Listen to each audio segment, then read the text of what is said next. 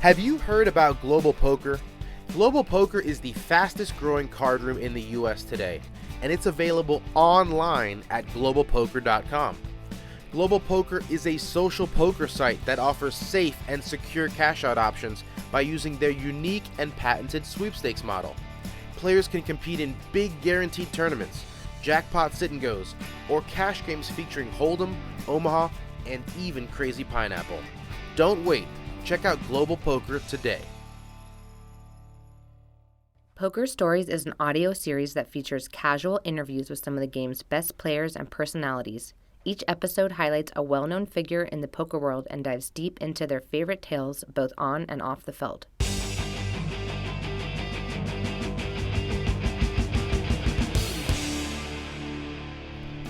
Hello and welcome to Poker Stories, a podcast brought to you by Card Player, the Poker Authority, and hosted by me, Julio Rodriguez. This is episode number 86, featuring World Poker Tour champion and World Series of Poker Bracelet winner Tyler Patterson. Tyler actually found poker right before the boom and spent his first few years in the industry as a dealer. But after teaching himself the game, he turned pro and split his time between tournaments and cash games. Patterson's WPT win came in 2015 when he took down the bestbet Bounty Scramble for $375,000. The next year, he made the final table once again, this time finishing fourth for another six-figure score. He nearly made it 3 in a row in 2017, narrowly missing out on the final table in 14th place. Tyler's bracelet was won in 2014 in the $1,500 buy-in PLO 8 or better tournament. He also finished third in the WPT Borgata Poker Open and has wins at the LAPC and the fall and spring poker roundups. Most recently, he took fourth after an ICM deal at the Bay 101 Shooting Star for $114,000. Besides the poker, you'll also hear some crazy prop bet stories, such as the test of endurance he had on the golf course, and the parking lot race that resulted in a trip to the hospital. Anyway, that's enough intro. Here's my conversation with Tyler Patterson. I'm here with Tyler Patterson. Tyler, how are you? Great, thanks. Thanks for having me here. Yeah, a recent Vegas transplant. Yeah, I just moved What's here. What's that about, huh? I just moved here about 5 months ago. You know, I've been always coming here for the World Series, of course, and my girlfriend and I both travel a ton for work, so I'm traveling for poker all the time, and she travels for her gig. And her gig? but she's a software consultant, but she's working in Atlanta all the time. And anyway, so we're here in Vegas for the summer, and she just loves having more of a home base here, so it's easy to get in and out. And so it was kind of her idea this summer. It's like, what do you think if we move here, and like permanently? And I was like, well, I mean, it's a great idea. We could try it out, rent for a year, and see if maybe we want to move. And before that, you were back home in Sacktown? No. So I was born in Sacramento. I lived in Seattle for 25 years. Oh, wow. Okay. So I'm really raised in Seattle. Got it. That's my hometown. You're not a California kid. Not really, no. My family's all in Sacramento, and I have a deal with Thunder Valley Casino in Sacramento, so I get back there a lot. But in the 4 years leading up to moving here, I lived with my girlfriend in Arizona, actually. So the move was from Arizona to here. Okay, well, we'll get back to your crazy jet-setting lifestyle in a second, but let's go back to the beginning. In Sacramento, how long were you there? I was only in Sacramento until I was 6 or 7, and then my family moved to Seattle. Okay, and what were you getting into as a kid? All the team sports. I probably shined the most at baseball, and then my dad was a professional golfer, a semi-professional golfer.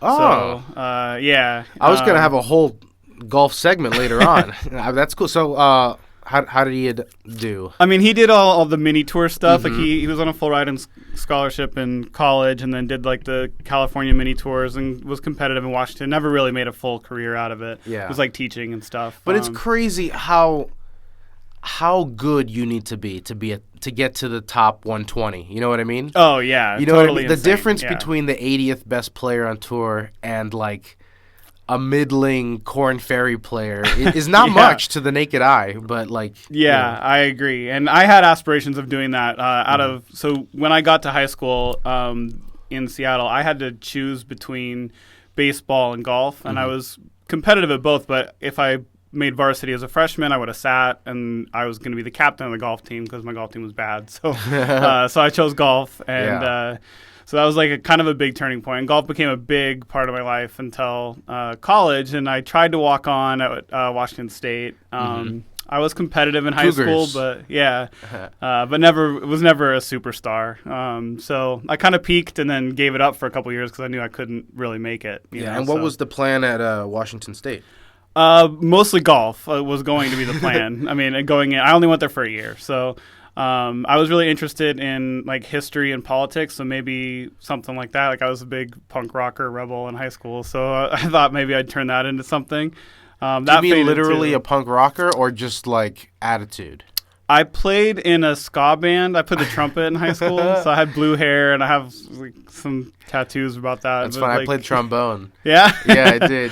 I remember that ska scene was fun for a while. Every band out there had a horn section for a little while. Yeah, exactly. Yeah, I was big into that. We tried to make a band that like all the other musicians were great. I was just like a high energy guy that was kind of good at trumpet, not great, but you got to dance if you're. But I could jump around brass, and dance right? And have fun. Yeah, like the Mighty Mighty Boss Tones, right? They had a hype man, I think. Yeah, exactly. Them and Real Big Fish. Those were like the big like mainstream. Yeah. Guys at the same time, and I was into that. So how did the band break up? I don't even remember. Do you remember the name of the band? Yeah, we had one called Scratch and Sniff, spelled with an SK because that's a ska theme. Yeah, that's fun. I don't know. There was a few that were in and out, but we never ever really. Some of those guys actually became professional musicians, but I never really had an aspiration to really do that. Yeah. It's just for fun. So you had a total makeover when you got to college, right? I mean, even... Lost the blue hair. So I did lose the blue hair in college, and I tried to make a golf team, and then I thought about, whatever, history or poli-sci, but never got into it. And then that summer of the first year, I had plans to transfer to Sacramento State, because I had... family and friends in Sacramento, and I thought I might give golf a try down there or maybe figure something else out. But then in between, I got a job dealing cards with just guys I played softball with. One of them ran a dealing school, so I went through it like in a month and became a casino dealer. Before that, had you had any exposure to poker at all? No, not really. So you guys never played around the kitchen table, or? We did. We watched Rounders and got excited about it in high school, and we played a version of Hold'em that we thought you had to use 2 cards, so both cards played. Yeah, makes it a little harder. Yeah. So we played a little bit in high school, but never anything serious at all. And then once I started dealing, I met people who were really into it, and I started winning right away. I mean, it was probably just luck. I was playing 3, 6, and 4, 8 limit Hold'em and like $100 tournaments here and there. And but I was doing well. So then I just really dove into it. So I want to say, was this 2003, 2004? I started dealing in 2002.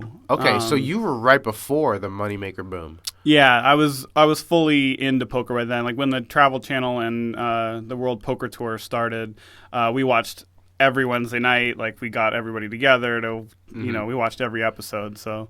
And how long did you deal for? I dealt cards from 2002 to I think I completely quit in 2005. Okay. And just was full-time playing by then. Any crazy stories from the box? No, not really. Because I didn't really travel in tournament circuit or anything. So I was just dealing like in a local room that was really busy, but it was all 3, 6, and 4, 8 limit Hold'em, some limit Omaha, and I did deal in the pit. Oh, I do have a really good pit story. Yes. Yeah. Okay. What kind of pit games? Wow. I mean, you had to be licensed for all these games, right? Yeah. So I started in the pit first before I got moved to poker. I wanted to deal poker right away, but it was too popular in the time and the place, so I had to start in the pit. Is it still the gig of choice for dealers? I think so, because I think almost all poker dealers get to keep their own tips, and in most pit places you have to share with everyone, so your speed or your charisma doesn't matter as much, and it does matter in poker. The faster you are, the more hands you get, the more charisma you have, the more people like you, and they tip more. Of course, yeah. So I think it's preferred to be a poker dealer. But anyway, in the pit, I was dealing Spanish 21, I remember. And this is a pretty nice area. Like, it's I don't know, the north end of Lake Washington in Seattle. It's not high end, but it's whatever. Yeah. But anyway, a guy comes in and he's high out of his mind. I don't know much about drugs at the time. I have no idea what he's on, but clearly high out of his mind, has a motorcycle helmet in his hand, sits down at my Spanish 21 table, starts betting table max, wins a couple. Table max at the time I think was $200. Goes on a little streak of playing 3 hands at $200, and now he's up a lot. He starts betting $100 for the dealer almost every hand, and runs that up. I mean, I get tipped probably like $3,000 for the night or something. Wow! Just because, and I'm only sitting at this box for the 20 minutes or 30 minutes. But that guy, like, while I'm still at the table, police come running in, and I mean, he ends up putting up a fight. He gets tased. This whole thing is just nuts, right? And the story was he had robbed a local house, stole the motorcycle from that house, parked it on the front door of our casino, and then just came in high out of his mind and gambled, and then gave me basically all the money. And I was like, the police were asking a bunch of questions, and I was like, I don't know anything. Like, do I have to give this back? It wasn't mine. And they're like, no, there's no statutes about that. It's all yours. You can tip whatever you want with stolen money. So yeah, I mean, nice what night they're for going to me. do? They're going to have to go after him for the money, not right, you. Yeah. So it was a nice night for me, and it was entertaining for everybody involved. That's great. Yeah. Well, at least he shared some of it before he had to give it back. Yeah. All right, so you're dealing. Let me ask you about dealers as players, because I've sat at some 3-6 tables in my time and heard some questionable advice from some of the dealers. What do you find? Are they good gamblers, bad gamblers? I think it's probably an even range. Like, there's some who have made it and done well. I don't know if I can name all of them. I know Gavin Griffin was a dealer for a while. I don't know if he was like the first Triple Crown guy, I think. And there's some other people Card player columnist, Gavin Griffin. Oh, yeah? Yeah. There you go. Yeah, I think there's been a bunch of guys who've transitioned from the box to doing well. Obviously, it's a hobby of a lot of dealers, so just as a means of population, they're probably going to usually be bad, because that's what most people are. So I think it does help. You get to see a lot of hands, but if you're not interpreting that information correctly, it's just going to make you play worse. So you did get better. I did, by watching definitely, poker. yeah. I mean, even though I was only watching limit hold'em hands, you just seeing more hands and who's winning and how to do it, that helped. But I dove into books really when I first started. Yeah. Or do you have any favorites? The Theory of Poker and like the Doyle Brunson one, the Super System, and then Harrington's stuff came out after that. And then, I mean, people really put together more, math and GTO strategies since then, of course. But like even, I read Bill Chen's Mathematics of Poker. I'm not going to claim to have understood all of it, but it's a foreign language for sure. Yeah. But yeah, I mean, I just read every book there was at the time, and so I felt like I had a leg up on the field just from that. Anybody who follows your social media accounts will see a lot of degen behavior. But I'm wondering, as far as pit games, having been a dealer, do you stay away from the pits? Almost completely, yeah. I mean, I'll have a few drunken nights with friends with small stakes here and there, but that's not like a leak. That's it's just a goofy thing every once in a while.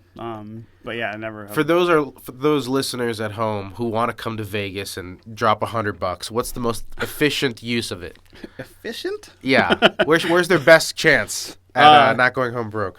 Okay, I mean, I guess you can make it's the opposite of efficient, really. It's just like you get to use the 100 for a long time, and the odds aren't terrible, and it's just kind of fun because you get to handle cards and stuff. It's play Pai Gow, I guess. Yes, that's a way to waste time, get lose drinks. 50 cents at a time. It's pretty slow, yeah. So I think Pai Gow is probably good if you're just going for $100. There you some go. Entertainment, yeah.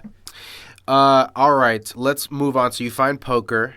Let's talk about the growing pains, because you were a live player, right? You never really...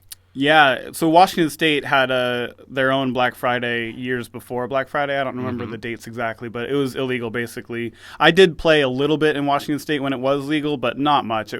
I would play 1, 2, 2, 4, no limit, and 1 or 2 tables at a time. I never really got into online poker. I just was a live grinder. And was it easy to move up in stakes, or... So were there a lot of false starts, or I got pretty lucky in the very beginning. So I had played. They had a roped off section at the Tulalip Casino where they played 3-5 no limit. Say that casino again. Tulalip. I've been calling it Tulalip. Yeah, forever. Vince Van Patten called me the Titan of Tulalip on on a World I Poker could have Tour. sworn it was Tulalip. Yeah, no, Tulalip is how you pronounce it. There's a Tulalip, lot of okay. tribal names of words and cities in that area that are tough. But Well, I remember when I first started at Card Player, we were doing like a survey of all the card rooms in the country, and Washington had by far the most. Wow. But they were all like 1 or 2 table saloons, basically, like bar adjacent games. And that's where I dealt. It was a bowling alley / bar / casino, very popular one. But Tulalip is a really nice casino with a nice hotel, and they've actually just closed their poker room recently. They used to have it was 22 tables at the peak, so it was busy. That's a big hit. Yeah, it was big. But then they went down to 8 and then 6, and then they just closed the room recently. Go support your local card rooms, folks. So Washington State did a lot of the changes. A lot of the reasons that happened is Washington State changed their laws so that. I think the maximum bet now for the regular card rooms, like the city card rooms, is 500. At the time, it was maybe 100 or 200, but the Indian casinos or the tribal casinos could bet 500. So they had sort of a monopoly on the bigger games. Is it kind of like the spread limit game? Exactly, yeah. So that first game that I ever played there, it was roped off section like it was a high limit section, and we were playing 3-5 no limit, and the maximum buy-in was 100, and you couldn't rebuy until you're down to 50, which was just. Yeah. I don't know. They had all kinds of crazy rules, but that progressed very quickly to you could bet 300 and then you could bet 500, and 500 they ended up making a 5-10 no limit game out of with it was a spread limit. The maximum bet was 500, and that game ran for years, and I did really well in that. So that's where I really grew as a poker player. Yeah. Did you always have a preference for cash over tournaments, or was it just what was available to you? I guess I would probably say I preferred tournaments even at the beginning, just because there's kind of a constant state of adrenaline in tournaments, and or at least if you go deep at all. And in cash, you're making, especially with that 500 cap, adrenaline isn't really a part of it, you know. So I think I preferred tournaments, but I always played more cash, at least in the beginning. Can you talk about any growing pains you may have experienced? Was there a moment where you said, I can't do this, this is not working? I ran really good in the beginning, actually. So when I got started in that 3-5, 5-10 game, I took a bankroll of, wasn't very much, maybe, I don't know, 5,000 or something, and I took it to the LAPC. This was 2004. I hadn't quit my job yet, but I took maybe 3,000 to 5,000 down there, and by the end of that trip, I was playing 25-50 no limit with half my bankroll on the table and winning, $10,000 pots, and I thought poker was super easy. So that blew up right away, and it helped me get started. But I never played too high and went broke, really. Later, life caught up in some spots and had some downswings, but you've always been I never really had the bankroll. Kinda. I mean, just the last 3 years actually has been a little bit tougher. I've moved down in stakes. I'm playing 2-5 and 5-10 again now. So I've had some swings, but never like a go broke, start over situation, especially not in the beginning. I did really well in the beginning, actually. Yeah. Well, let's talk about, when the tournaments start coming. You have quite a record in Jacksonville. Yeah, Jacksonville is great. I don't remember what convinced us to go there the first time. So one of my best friends in poker is Matt Affleck. We were roommates in Seattle for a year even. Have you listened to Matt's episode of this podcast? No, I didn't even know he did one. That's terrible. Matt's been on this podcast. I have listened to this podcast, I promise, but I haven't listened to his episode, no. Yeah, your buddies Matt Savage and Matt Affleck have been on here. Yeah, I listened to maybe Savages. Some more. I don't know.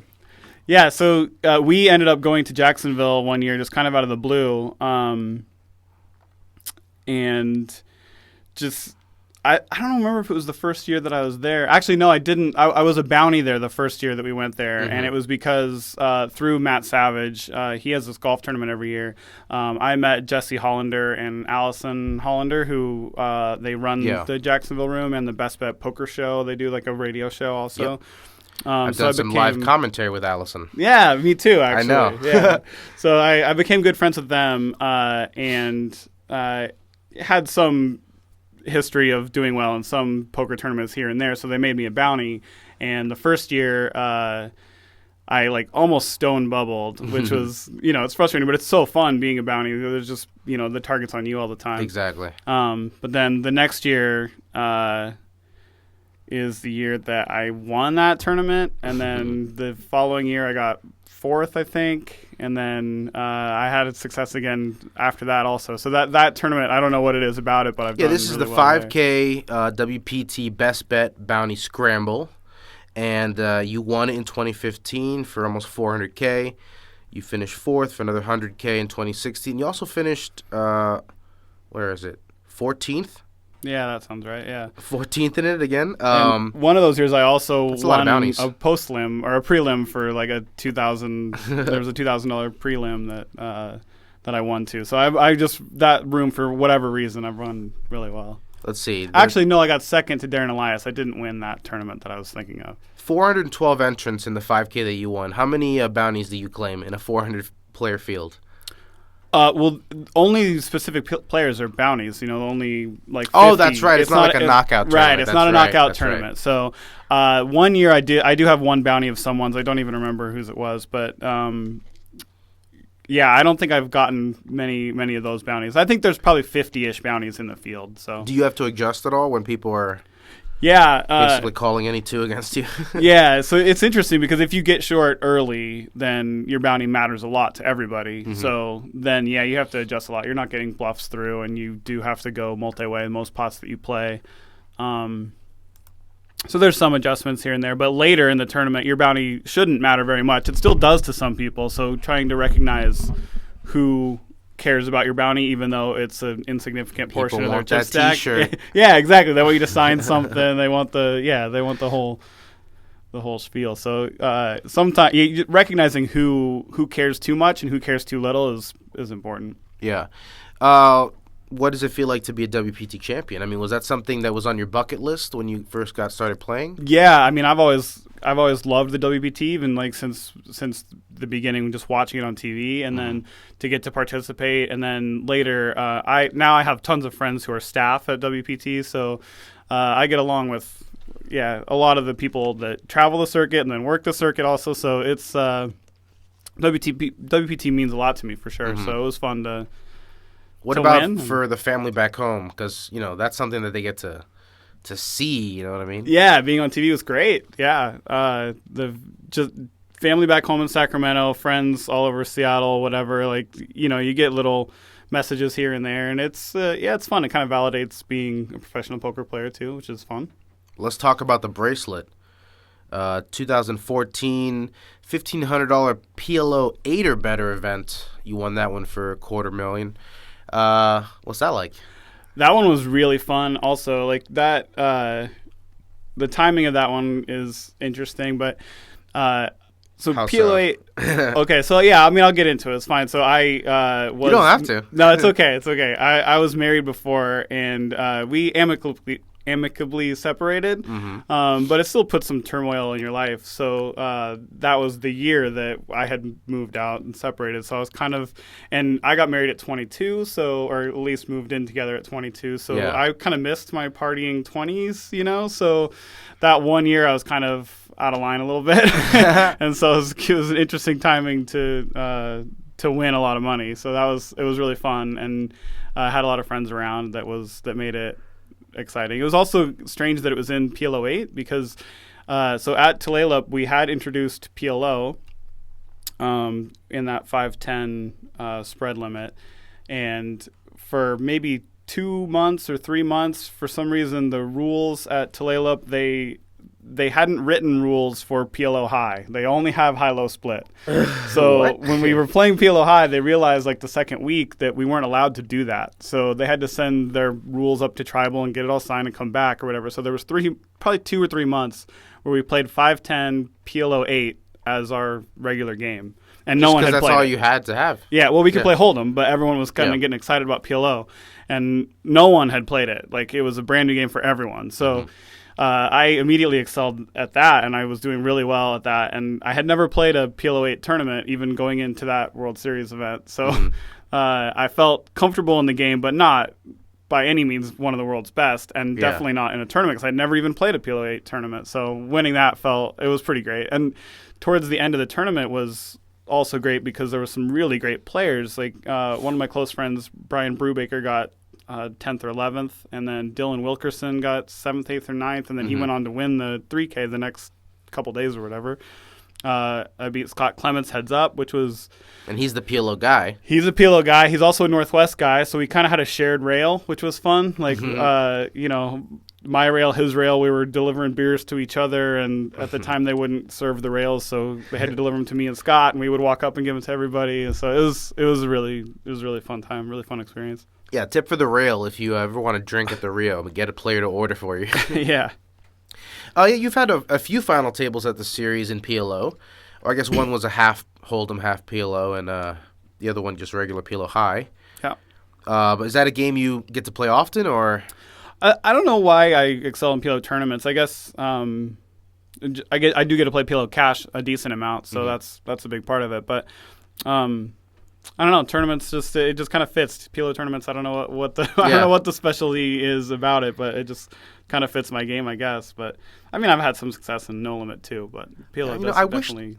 It doesn't have to be the WPT, but it would be nice if it was. It would be great if a major tour went out and put a marquee 10K PLO event on the schedule. Yeah, I totally outside agree. of the series. It doesn't necessarily have to be 10K either. I was actually thinking about this recently, is if the WPT or some other series made a whole series of PLO, like you might have, at your Hold'em tournaments, you have a side event of PLO here and there. So maybe they have a PLO series where there's like one Hold'em event, one horse event, whatever. But the main event's PLO, a couple starting days, maybe, I don't know, 3K or 5K or something accessible. I feel like you do that once a year.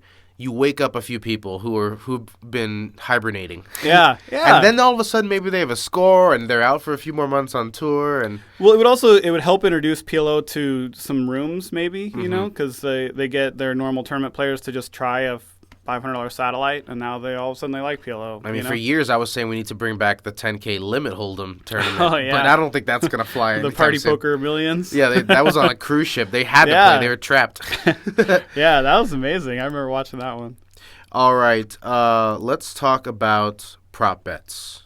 Okay. Because I've heard you've had a fair share of them. Let's talk about the one you're currently doing, the vegan bet. Yeah, okay.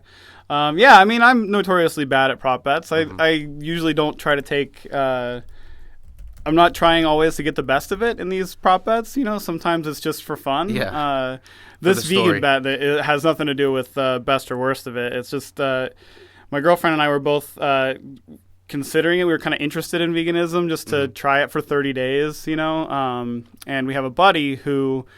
he's 60-ish and has survived cancer a couple times, 3 times I think, and he's a marathon runner, and we discussed it with him, and he decided to make this long bet with us to try to get us to do it for a year.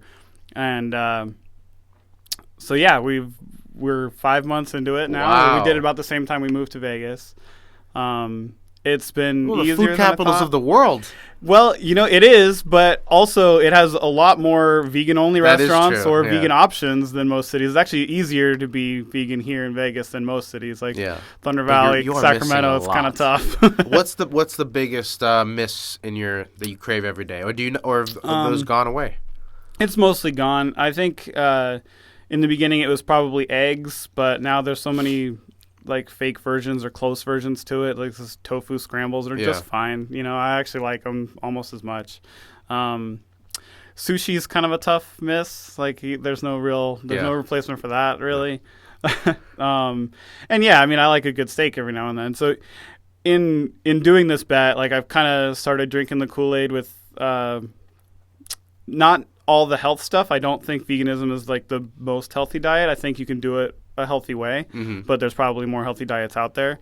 But the ethics and the environment, like I think there's something to it. Like I'm not gonna go full on vegan after this probably, but a little closer. If like you I'm gonna didn't buy in, you wouldn't finish. So yeah, that might be true. Yeah, because the money for the bet is not very much. It's definitely not enough. It's probably more expensive to eat vegan. It is a little bit, yeah. Not a ton. We actually cook at home more, which is interesting. Like, I've never really done that before, so kind of into that a little bit more, and there's some health benefits, but beer and French fries are vegan, so it's not the healthiest thing in the world. What's this I read about? Or maybe it was Matt Savage who told me that you lost a weight loss prop bet to your girlfriend.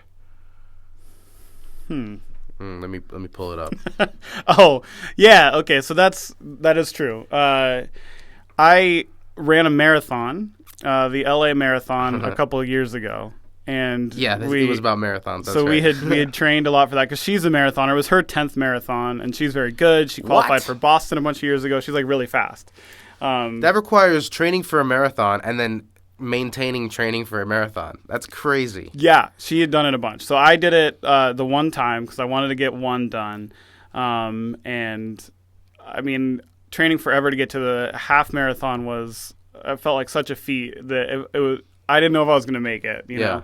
But running long distances is kind of cool when mixed with travel. So we went to like WPT Berlin that same year that we were training for marathon, and running 2 14-mile training runs around Berlin, you get to see a lot of the city, you know. And so it was cool combined with that. And then so eventually I did end up getting my one marathon in LA, and I told her it was the only marathon I was ever going to run.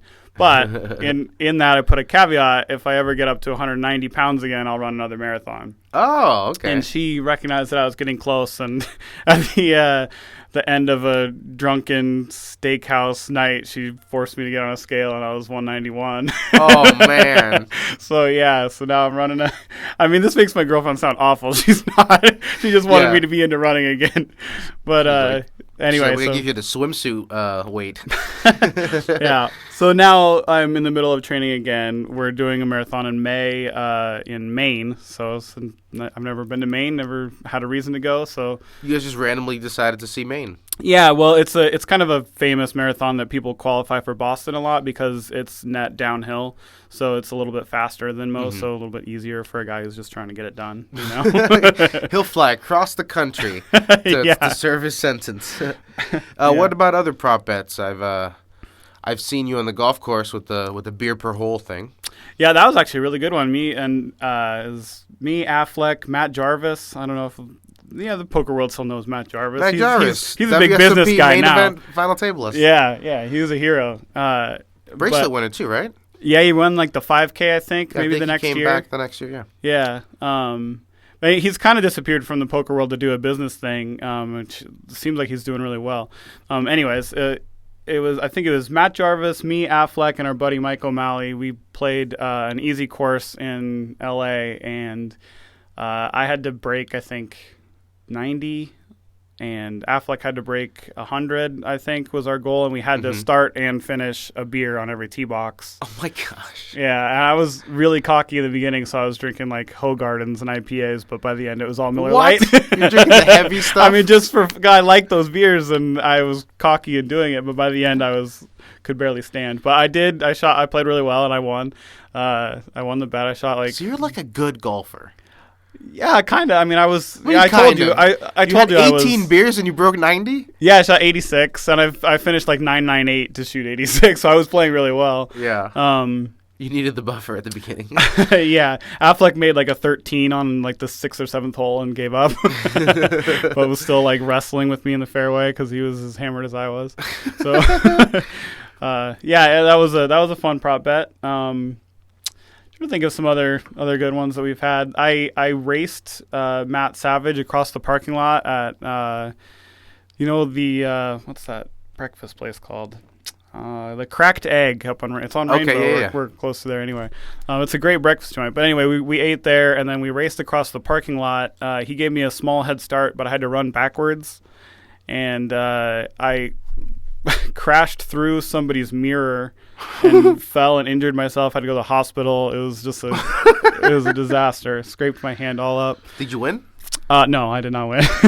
Matt beat me. Did he show up at the ER? They might have drove me. They might have taken me even. I don't know. My hand was all scraped up. That was a bad one. That's funny. All right, yeah, let's talk some golf, because I saw on your Twitter feed that you were just at the Waste Management Open. Oh, that place is awesome, yeah. That place is nuts. Yeah. What was the worst thing you said to somebody? So I don't know what the worst thing I said, but one of the golfers, Tom Hoagie, that name rhymes with bogey, the poor guy. So we got all of the whole crew in 16, like the whole stadium chanting Hoagie Bogey after he 3-putted. Oh. So, yeah, with the clap, clap, clap, clap, like we got the whole stadium to cheer it. Poor Tom Hoagie. I'm surprised people don't make jokes for Patrick Cantlay. Yeah, I'm sure they do. You know? So that golf tournament is great. Every year it's the same weekend as the Super Bowl weekend. And so when we lived in Phoenix, or Scottsdale, even before I got together with Carolyn threw a pretty big Super Bowl party. That was like her thing.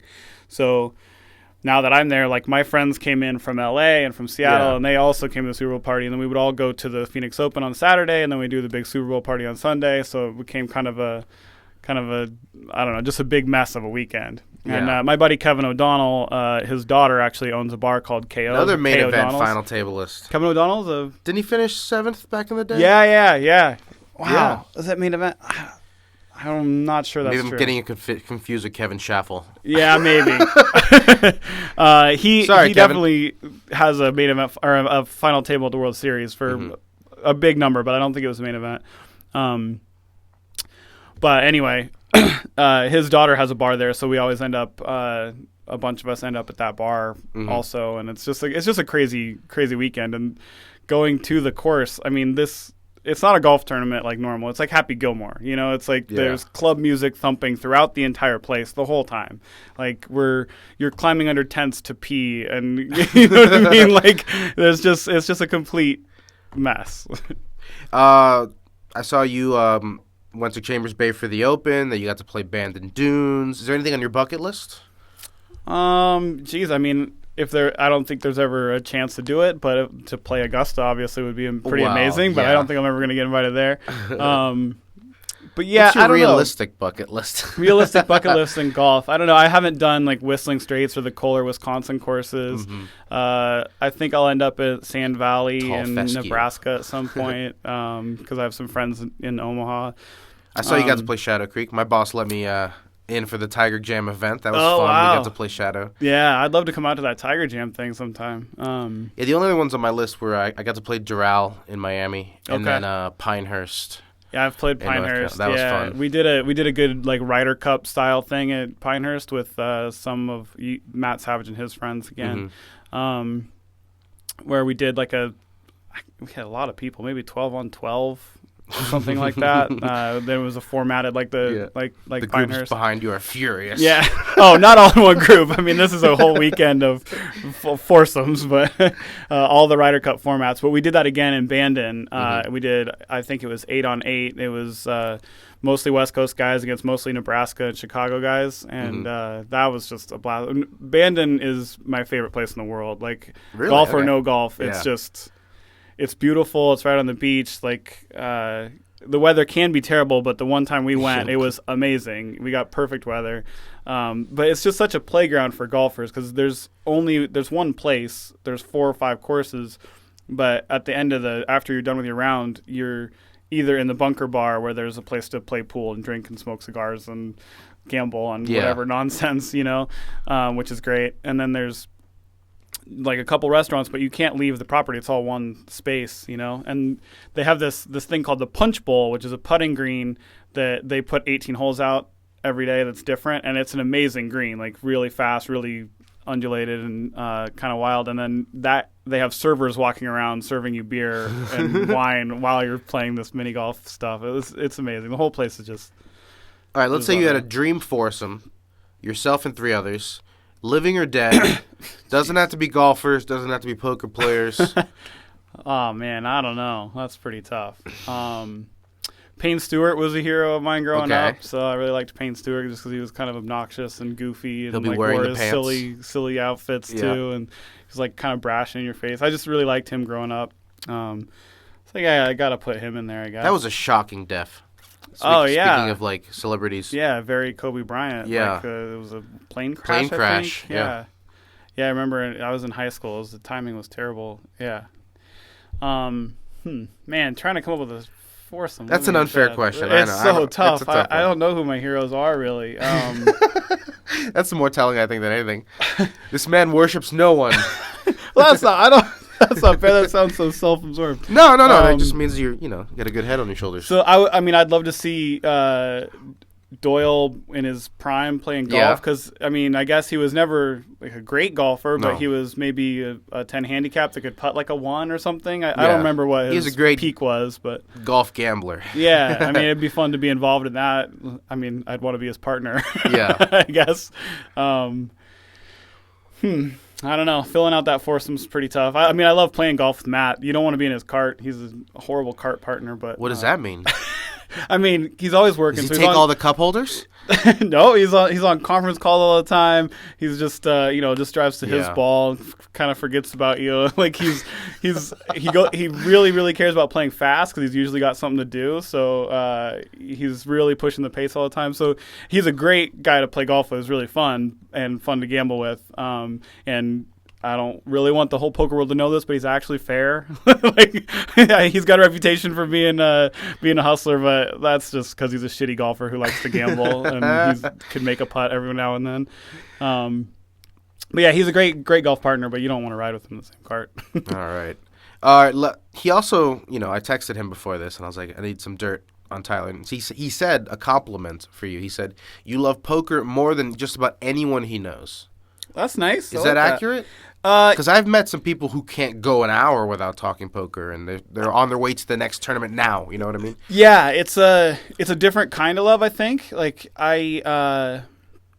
I've put some time in with the PO solver and other things like that, but that's not really my thing. So I'm not like constantly studying poker, but I do love playing and like I'm having fun at the table more than most. Lately, I've become addicted to some podcasts. So I have done the headphones at the table, but I like being social at the table, and so like drinking and playing is a part of.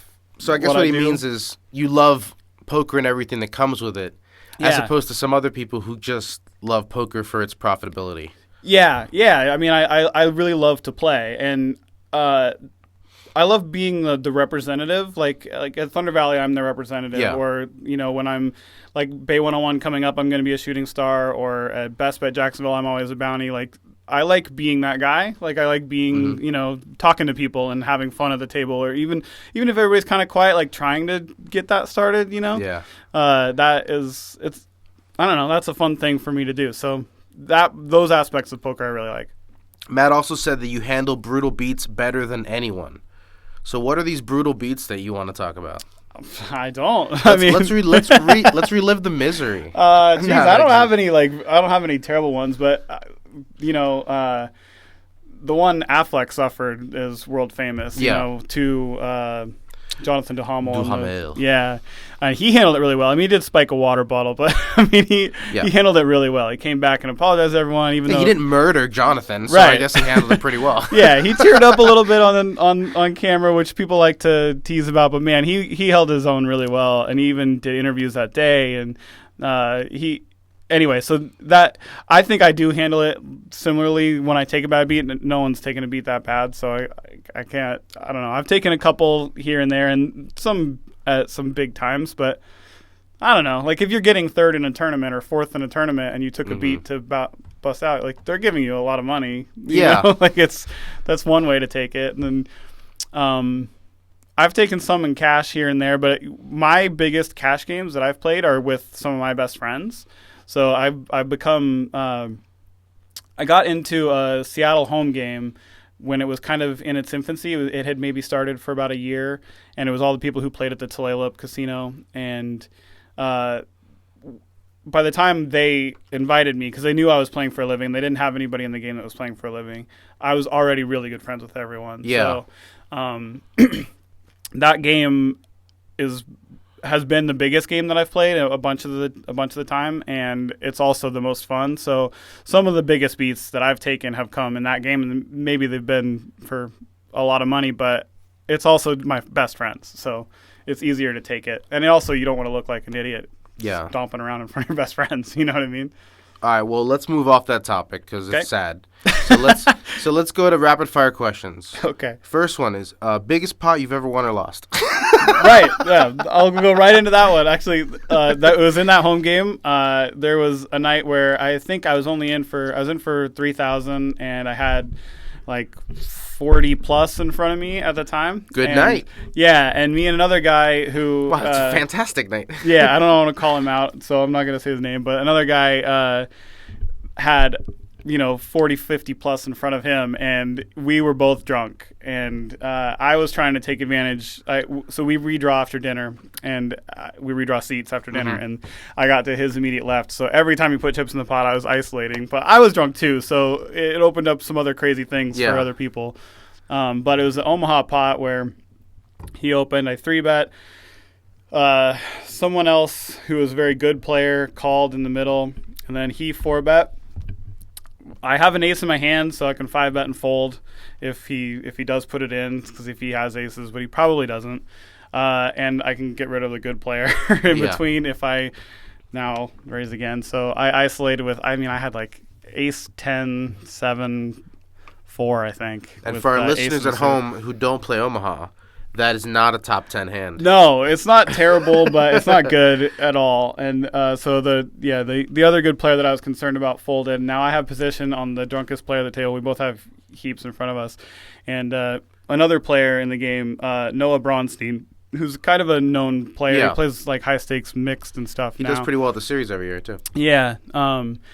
He recognized that the train wreck is happening now. We're playing a 5-bet pot, and we're both drunk, and so he pulls out the camera. So this whole thing is videotaped, and the flop comes. Jesus, it was like 10, 7, 4, 10 something 4, 10 6 4. Yeah, okay, it was 10 6 4. So you have top and bottom. I have top and bottom. Yeah. And he fires out 5,000, and we have 30 left each, And I have top and bottom, and there's not too much he can have that's better than mine, so I just put it in, and so now we're running it twice, and the first one comes 4, so now I have 4 is full of 10s, 5 on the river. And he says, 5's full. And I was like, that can't be what you have. So I was like, whatever. And then, so I thought I won that one. And then we turn over the hands. He really does have 5's full. He has pocket 5s. Yeah, he had 3, 5, 5, 6. So he had an open ender and a pair of 5s. Okay. And solid hand. Yeah, and so he hit his 5, to fill up, and then he made the straight on the other one. So we ran it twice, and I lost both. I was only probably 55%, if that. I wasn't a huge favorite, but still, it was so like when a that 90K pot. That's insane. Yeah. That's insane. Most of the pots that I play are between 1 and 5K in this tournament, or in this house, so 90K is pretty intense. So do you reload for 3K, or what do you... Yeah, I did, yeah. Actually, no, I think I might have bought for more, but not much. I ended up losing that night, but not a ton. Yeah. Yeah. That's crazy. All right, best swap or piece you've ever had of anybody? Had some minor pieces of Affleck here and there. I think I got a piece, just a random buy of Matt Stout in a tournament one time. It was like 2%. I've never had a really big piece of anyone. No one's come through for you, huh? Not really, no. I've had pieces here and there of some smaller stuff, but nothing big. I think maybe I got 15 or 10 to 15,000 from Matt Stout one time. Okay. Yeah. Where's the bracelet? I have a trophy case, so yeah, it's displayed in the living room. Okay. Not too bashful about that. You never wear it. I don't wear it, no, but I did bring it around to the home game one time shortly after because everyone wanted to see it. But no, I've never worn it. Actually, that's not true. I did wear it. So the night of the bracelet that I won, we went out to. It was Stoney's here. Oh, yeah. It was like that night. It was Thursday night. It was like ladies' night, and the poker players all just kind of show up there. The mechanical bull. They have the bull, yeah. So we ended up getting like a spot roped off and had a huge party there. And it went all night. And I showed up the next day. I didn't even know the bracelet ceremony was the next day. I showed up still probably drunk. Got they give me the bracelet, and the whole ceremony, I'm still in the same clothes from the night before, and I did have an investor, so I had to talk to him about it. But I wanted to play the 3K was that day. So stayed up all night and just jumped straight into the 3K. And I thought it was funny to wear the bracelet. Of course. So I had my Stonies drinking bracelet and my World Series bracelet on the same hand. And, nice. Yeah, and jumped into that and then obviously stinking busted. up the room with your while beer just comes out of your sweat. Yeah. Weirdest place you've ever played poker for money? Weirdest, I don't know. That's pretty interesting. I've played lots of I mean, you got your start in a casino, so it's like. Yeah, I mean, I've played Chinese poker on planes, I guess, like golf courses here and there. We've played Chinese poker is a thing you can play in weird places. I don't know if I've ever played cash or. So all of these home games you go to are pretty. So that Seattle home game, I don't go to a bunch of them. There's really only just one that's lasted forever. I mean, we've had different hosts and whatever, but it's mostly the same player pool. It's kind of evolved over time. But we actually, one of the guys in the game that started it, helped start it, moved from Seattle to Huntsville, Alabama. And we took the whole gambling game. mecca? Right. Of Huntsville, Alabama? he can go out to Tunica, I guess, if he needs to.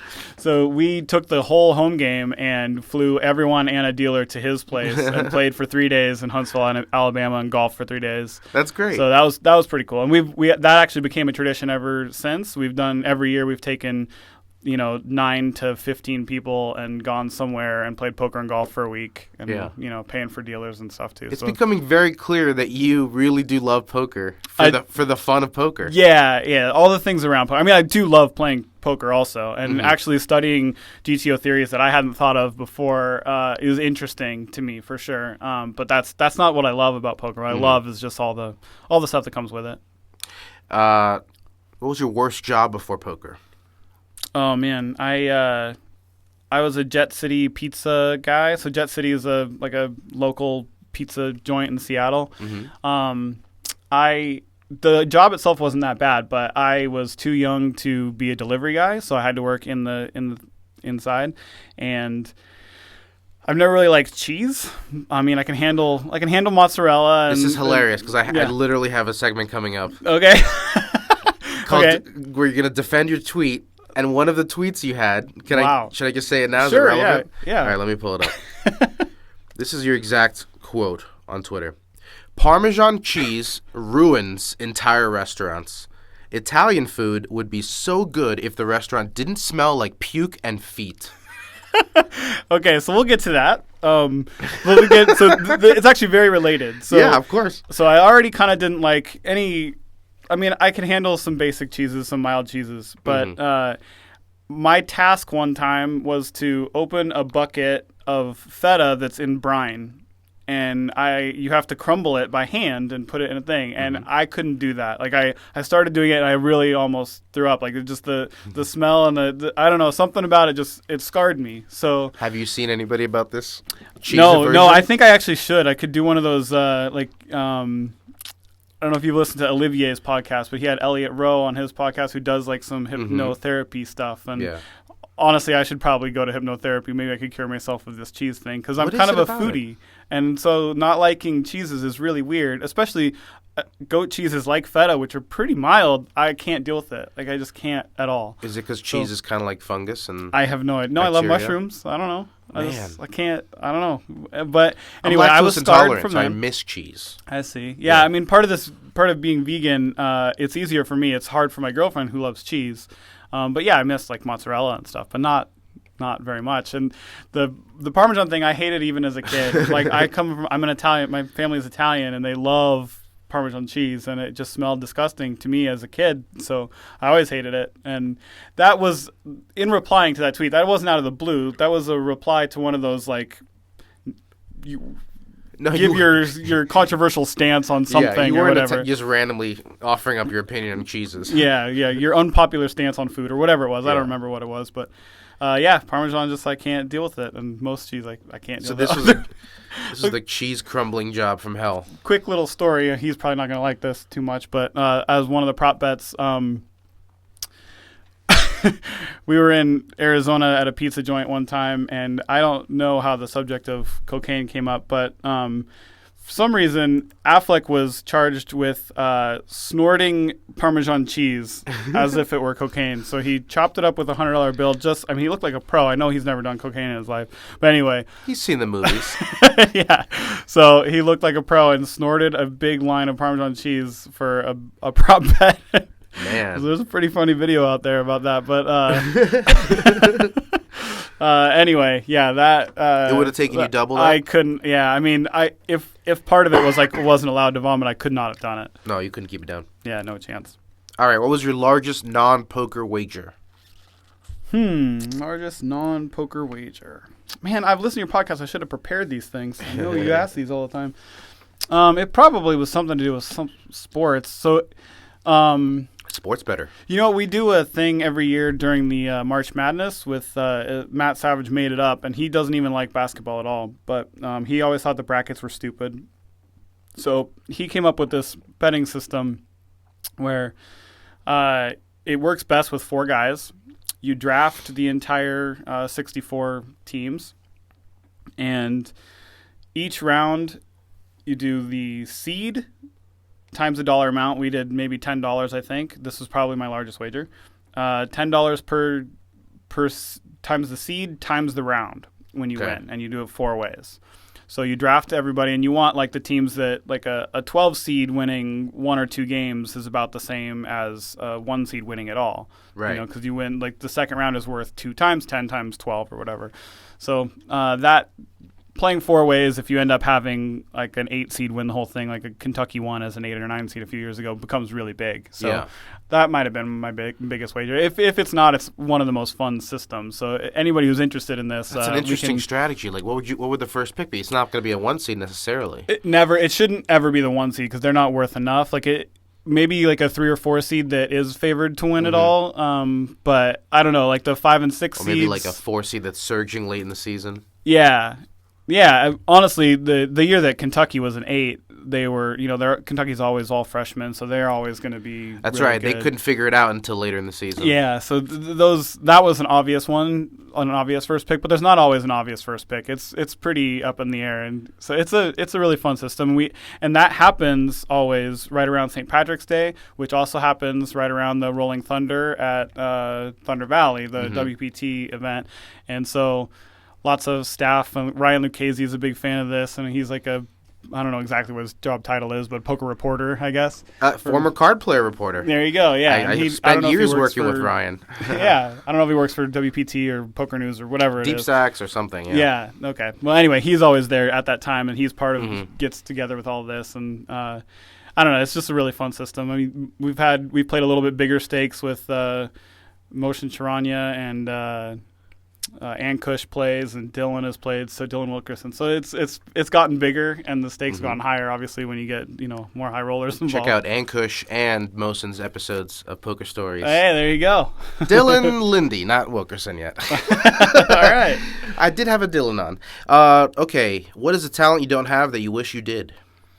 I hate how bad I am at basketball. I mean, I'm okay, but like if I was going to play, every once in a while, like I would love to be You'd good think at your basketball. muscle memory would be pretty good. Yeah, I mean, I can shoot okay. Like, I'm whatever. I'm okay. I'm like a hustle rebound guy, but like I just wish I could actually play basketball.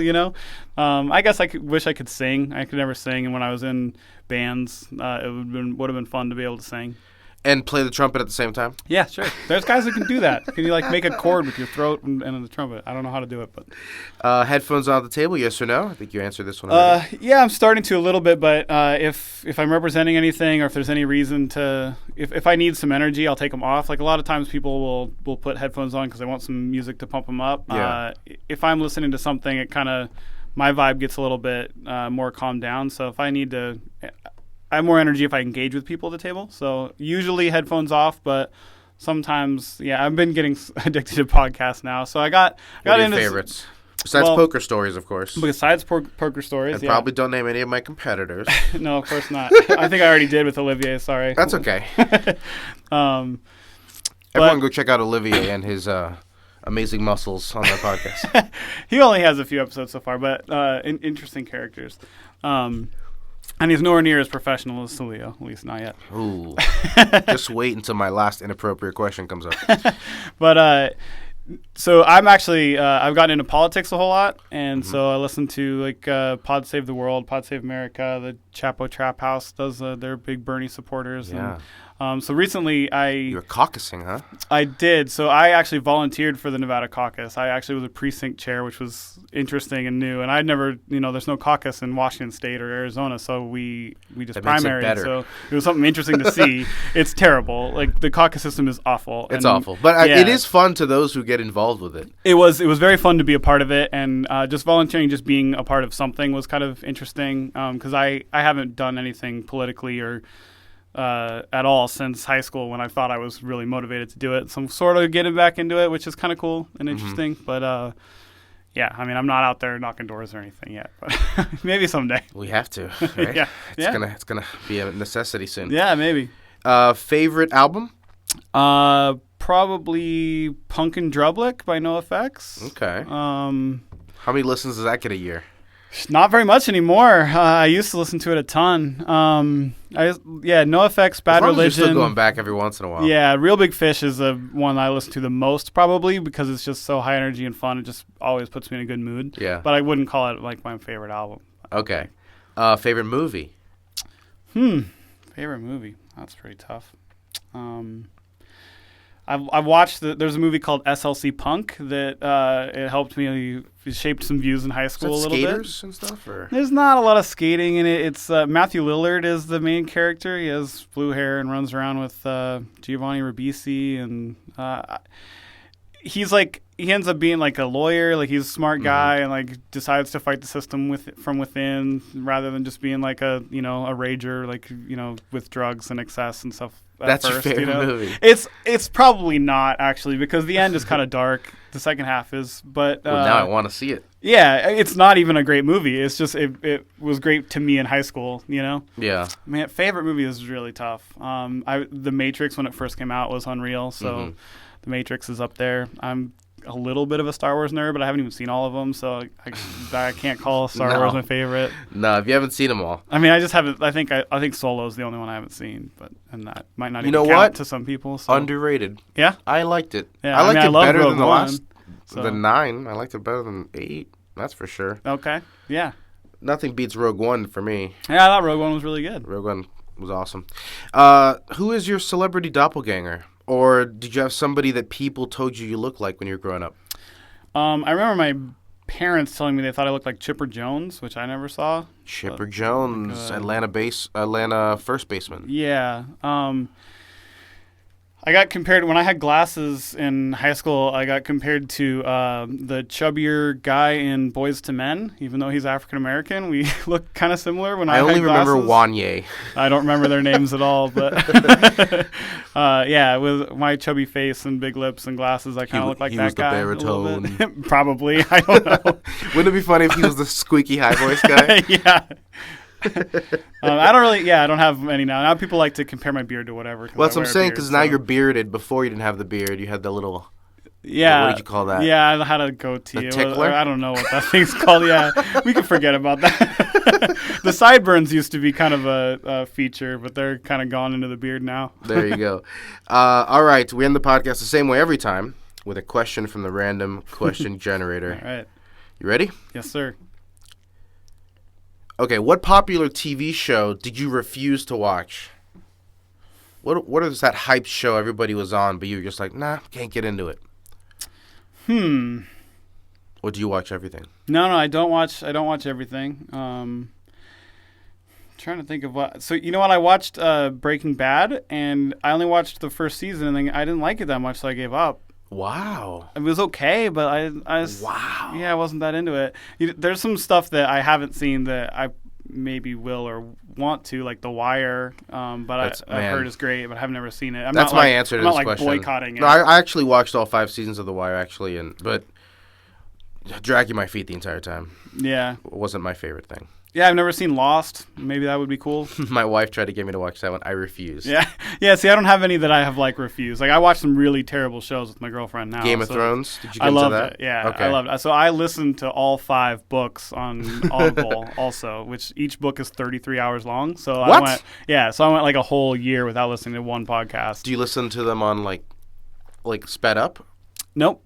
And listening to him, it's great. And I think the guy does an okay job, but voice acting for so many different characters is obnoxious. So you got to I don't know. I was committed because I really liked the show, so I listened to all of it. And It was one good. guy doing voices for the entire cast? Yeah. That's crazy. And he's not that good at it. It's annoying kind of, but it's just so good. I really, really liked Game of Thrones. All right. I was sad the last couple seasons, of course. What about a movie? What, that I haven't seen or should see or something? That's what the question The question was that I refused to see. Yeah. No, I don't. What a weird question, right? Yeah, I don't have All any I'm skipping it. boycotted Let's ones. go to no one. What pets did you have growing up? Pets. Yeah. So my girlfriend and I both are kind of very against owning pets. I did. Really? Yeah, not politically or whatever. We both travel a lot and we don't want the extra work. As a policy. Yeah, we're just never going to I don't think animals should be owned. No. Yeah, some of my vegan brethren probably think like that, but no. Certain animals for sure. Yeah. No, I had in my previous marriage, we actually had a pit bull and a little Yorkie Maltese mix dog, and I definitely loved those dogs, but I didn't want to own them. It's a lot of work, It's You're not chained worth to the it at all. house. Yeah. How are you supposed to travel the circuit? Right. Yeah, it was really difficult. So, but I really like dogs, and I kind of like cats, but never gonna own another pet. I don't think. Never. I don't think so. Goldfish. No. There won't be a goldfish or a bird in our house. Very, very quiet ferret. Ferret. Yeah, that sounds awesome. No, I don't think so. Just a hamster in a ball rolling around your living room. Travel around with a ferret. Different poker tournaments. Crocodile in the bathtub. Yeah, that's cool. I like that. Man, somebody had a crocodile. I think James Dempsey, his family had a crocodile growing up. Really? Yeah, James Dempsey's a close friend of mine. I think his uncle... British poker pro James Dempsey. Yeah, also I didn't did even a know podcast. Crocodiles were... I don't think they are in England. I don't think they are, but I think that I think they went to Australia or something, and they came back, and his uncle or grandfather or somebody in his family had a crocodile that lived in their pool and bathtub. It's just a wild story. Well, that's the poker world. Exotic pets all around. Tyler, thank you so much for coming in and being on the podcast. Yeah, thanks a lot. Thanks for having me. That's it. That's the show. Thank you once again to Tyler for coming on the podcast and sharing the stories. You can follow Tyler on Twitter at Tyler Poker. And you can do the same for us at Card Player Media or at poker_stories. If you like what you heard, go ahead and subscribe. Also, if you want to go ahead and scroll down to the bottom of the podcast app and leave us a nice rating and a review, let us know about it with an email to pokerstories@cardplayer.com, and we'll hook you up with a free digital subscription to Card Player Magazine. Thanks for listening.